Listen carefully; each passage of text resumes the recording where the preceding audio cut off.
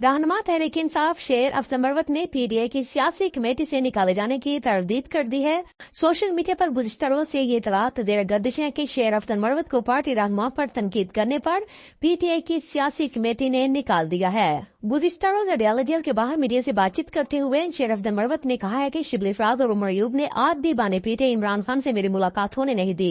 दोनों रहनुमा ने पार्टी ने कहा है कि अगर मुझे पब्लिक अकाउंट्स कमेटी की चेयरमैनशिप दी गई तो हमें कबूल नहीं। शेर अफजल मरवत ने पार्टी की मौजूदा क़यादत के साथ काम करने से इनकार करते हुए कहा था कि मैं इन्हें कायद नहीं समझता, मेरे कायद सिर्फ इमरान खान है और अब मैं वापस तब आऊंगा जब खान मुझे बुलाएगा।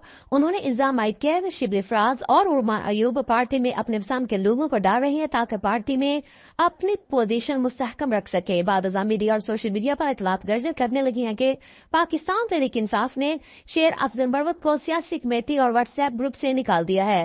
ताम गुज़िश्ता शब रात गए शेर अफजल मरवत ने अपने ऑफिशियल अकाउंट पर पोस्ट करते हुए इन इतलात की तरदीद कर दी है।